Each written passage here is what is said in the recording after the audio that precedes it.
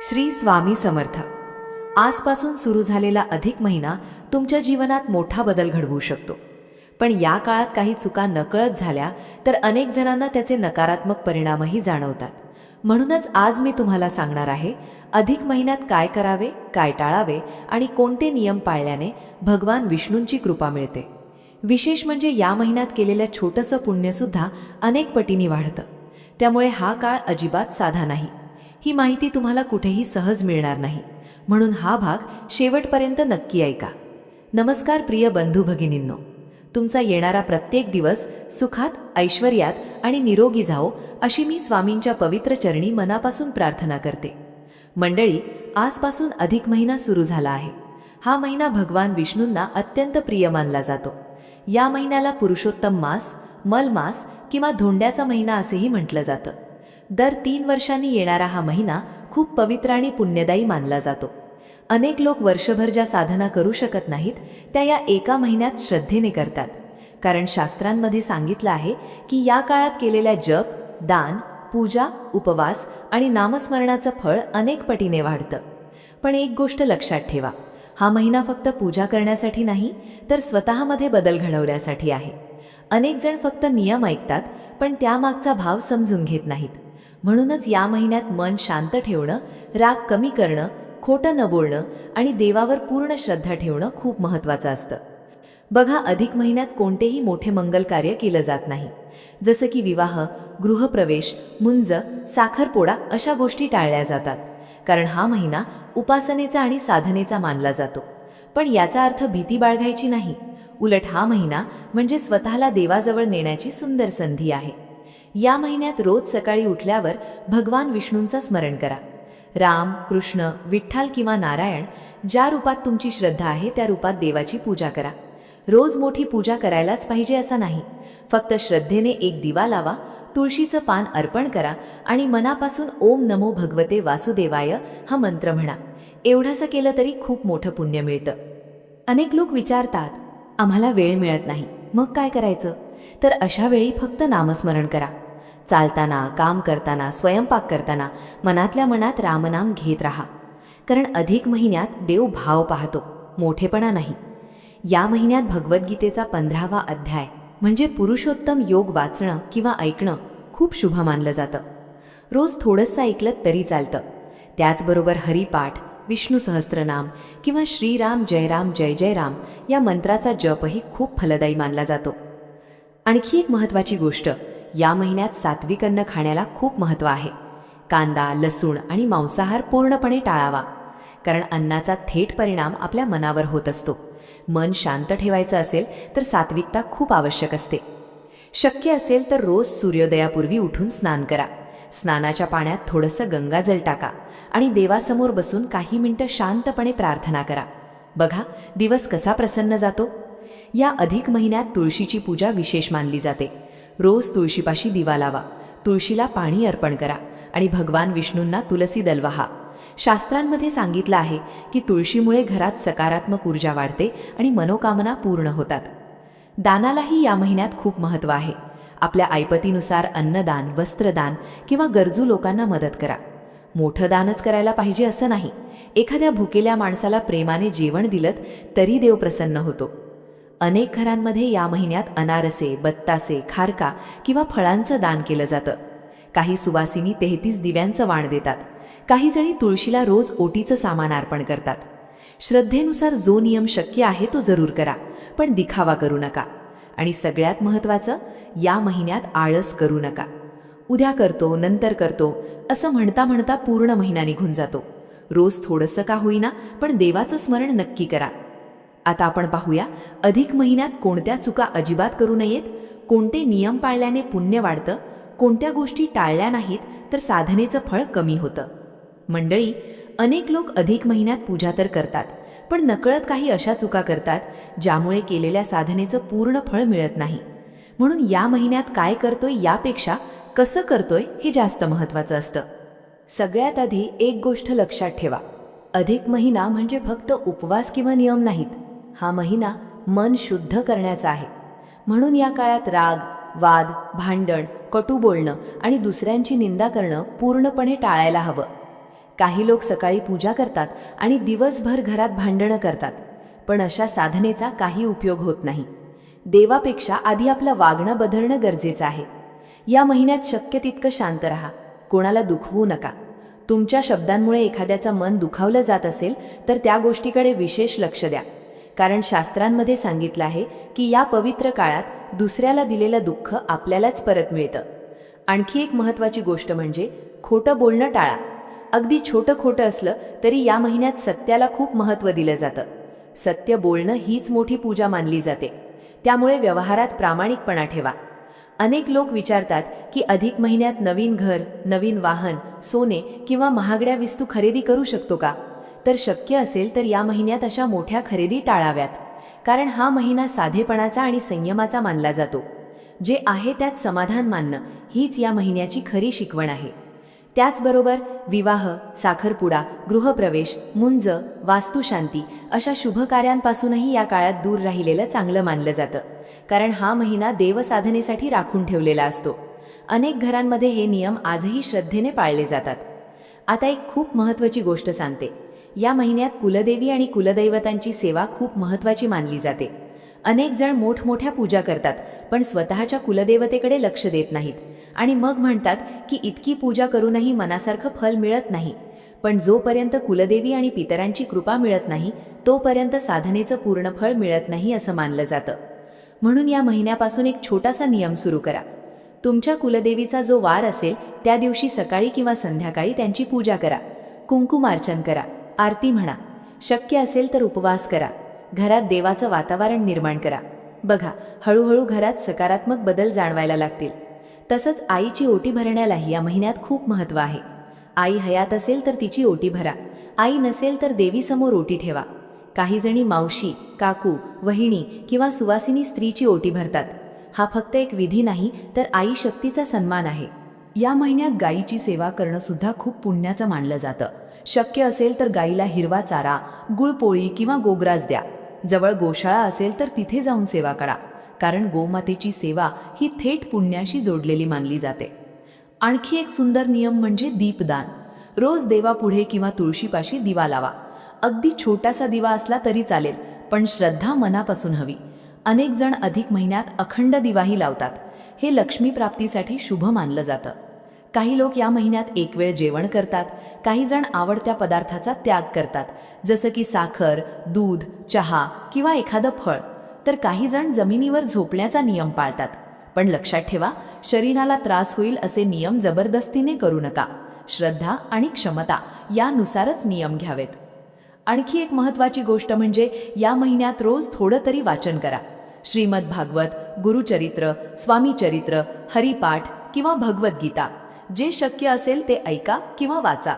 ऐकलं तरी त्याचं पुण्य मिळतं, कारण देवाला भाव महत्त्वाचा आहे. आणि हो, या महिन्यात फक्त स्वतःसाठी प्रार्थना करू नका.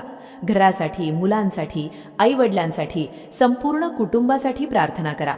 दुसऱ्यांच्या चांगल्याचा विचार केलात की देवाची कृपा आपोआप वाढते. या महिन्यात ब्रह्ममुहूर्तावर उठण्याला खूप महत्त्व दिलं गेलं आहे.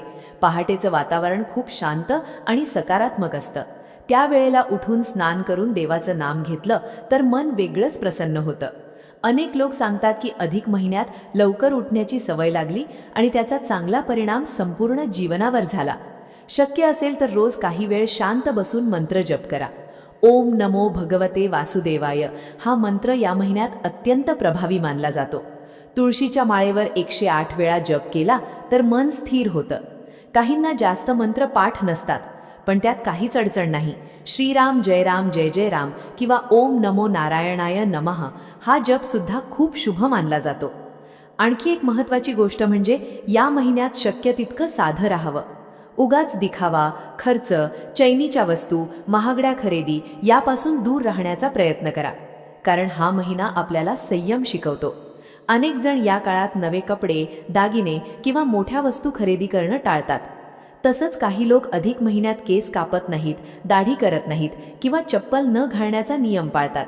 हे सगळे वैयक्तिक श्रद्धेचे नियम आहेत, कोणावर जबरदस्ती नाही. ज्याला जे शक्य आहे श्रद्धेनुसार ते करावं.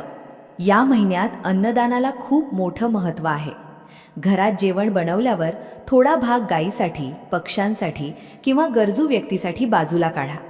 काही लोक रोज एक भाकरी गायीला देतात, काही पक्ष्यांसाठी दाणे ठेवतात. अशा छोट्या गोष्टींमधूनही खूप पुण्य मिळतं असं मानलं जातं. आणखी एक सुंदर गोष्ट म्हणजे मौन पाळणं. जर मोठे उपवास शक्य नसतील तर दिवसातून काही वेळ शांत राहण्याचा प्रयत्न करा. विशेषतः जेवताना मौन ठेवलं तर मन शांत होतं आणि अन्नाचं महत्त्वही जाणवतं. हा छोटासा नियम खूप प्रभावी मानला जातो. काही घरांमध्ये अधिक महिन्यात रोज तुळशीला वाण दिलं जातं. ओटीचं सामान, हळद कुंकू, फुलं किंवा छोटासा नैवेद्य अर्पण केला जातो. काही सुवासिनी 33 अनारसे किंवा 33 दिव्यांचं वाण देतात. या परंपरा श्रद्धेने केल्या जातात, पण लक्षात ठेवा, भावना सर्वात महत्त्वाची आहे. या महिन्यात श्रीमद भागवत, विष्णू सहस्त्रनाम, श्री सूक्त, हरिपाठ किंवा गुरुचरित्र यांचं वाचन आणि श्रवण खूप फलदायी मानलं जातं. अनेक जण पूर्ण पारायण करतात, पण वेळ नसेल तर फक्त काही ओळी रोज वाचा किंवा मोबाईलवर ऐका. देवापर्यंत पोहोचण्यासाठी मोठेपणा लागत नाही, मनापासूनची श्रद्धा पुरेशी असते. आणखी एक गोष्ट, काही लोक म्हणतात आमच्याकडून इतकी पूजा होत नाही, पण लक्षात ठेवा, अधिक महिन्यात देव भाव बघतो. तुम्ही फक्त मनापासून एक दिवा लावलात, एक तुळशीचं पान वाहिलत किंवा प्रेमानं देवाचं नाव घेतलं तरी त्याचं पुण्य मिळतं. पण याचबरोबर काही गोष्टी अजिबात टाळायला हव्यात. विशेषतः दुसऱ्यांचा अपमान करणं, घरात सतत रागावणं, आई वडिलांशी उलट बोलणं, गरजू लोकांना कमी लेखणं, या गोष्टी साधनेचं पुण्य कमी करतात असं मानलं जातं. त्यामुळे या महिन्यात शक्य तितकं प्रेमानं आणि नम्रतेनं वागण्याचा प्रयत्न करा. आणखी एक महत्त्वाची गोष्ट सांगते. अनेक लोक या महिन्यात फक्त स्वतःच्या इच्छा मागत बसतात, पण या काळात दुसऱ्यांसाठी प्रार्थना केली, कोणाचं भलं मनापासून मागितलं तर त्याचं पुण्य खूप मोठं मानलं जातं. आणि हो, अधिक महिना हा भीतीचा नाही तर भक्तीचा महिना आहे. काही लोक उगाच घाबरवतात, पण श्रद्धेनं देवाचं स्मरण केलं, साधेपणानं राहिलात आणि मन शुद्ध ठेवण्याचा प्रयत्न केला तर हा महिना आयुष्यात खूप सकारात्मक बदल घडवू शकतो. या महिन्यात दीपदानाला खूप मोठं महत्त्व आहे. रोज संध्याकाळी देवापुढे किंवा तुळशीपाशी दिवा लावला तरी घरात शांतता आणि सकारात्मकता वाढते असं मानलं जातं. काही जण अखंड दिवा लावतात, पण तो शक्य नसेल तरी रोज नियमितपणे एक दिवा लावणं सुद्धा खूप शुभ आहे. तसंच या महिन्यात विष्णू मंदिरात जाऊन दर्शन घेणं, तुळशीला प्रदक्षिणा घालणं आणि शांतपणे बसून नामस्मरण करणं खूप फलदायी मानलं जातं.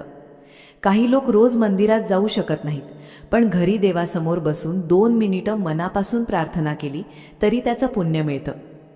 अनेक घरांमध्ये या महिन्यात सुवासिनी स्त्रियांना बोलावून त्यांचा मानपान केला जातो. त्यांना हळद कुंकू लावून छोटासं वाण दिलं जातं. काही ठिकाणी चहा, दूध किंवा गोड पदार्थ देण्याचीही पद्धत आहे. हा फक्त एक रिवाज नाही तर स्त्री शक्तीचा सन्मान आहे. आणखी एक सुंदर परंपरा म्हणजे आईची ओटी भरणं.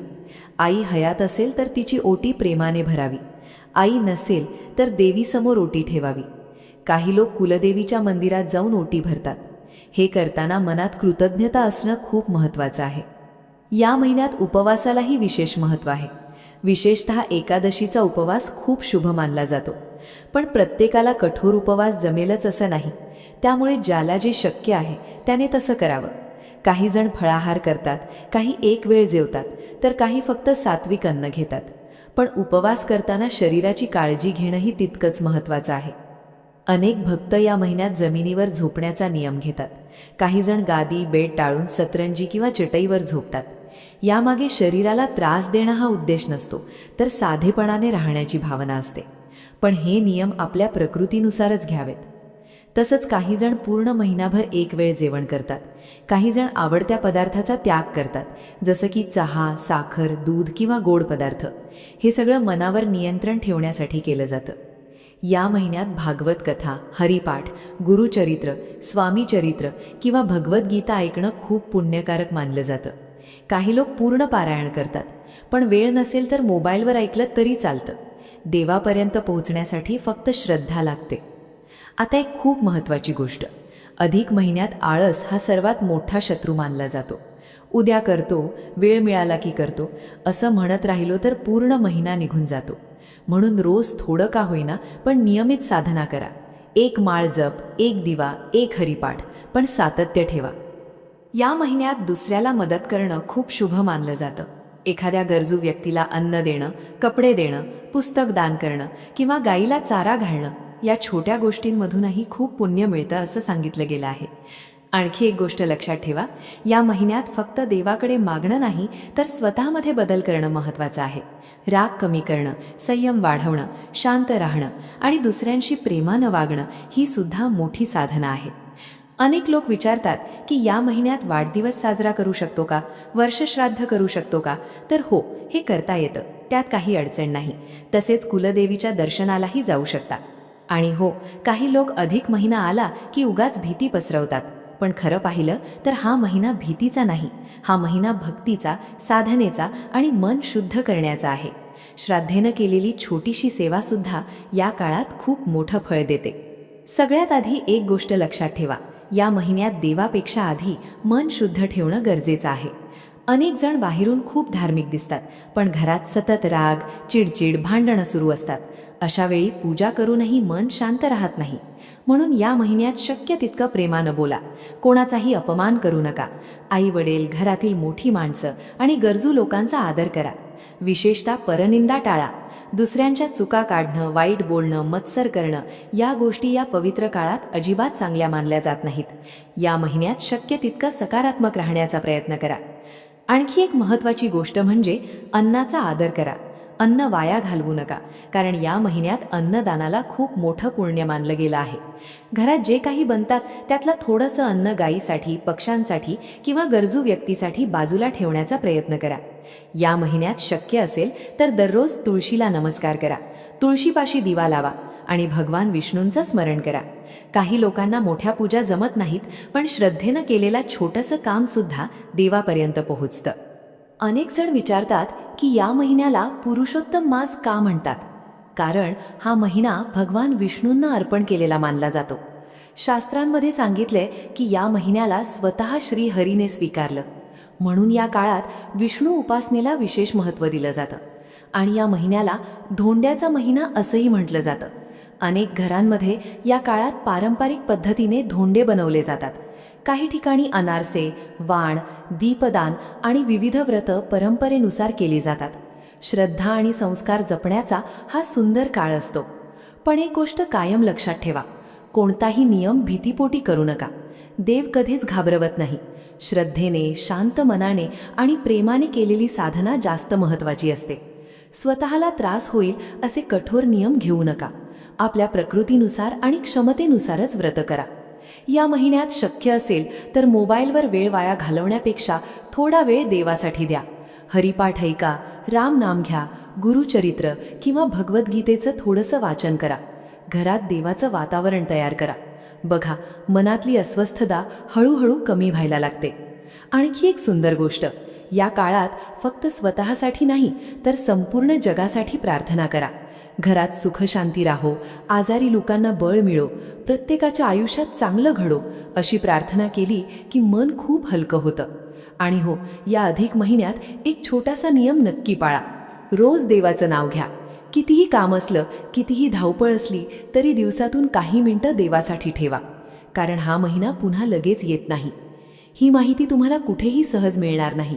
म्हणून मनापासून वाटलं ते सगळं आज तुमच्यापर्यंत शेअर केलं.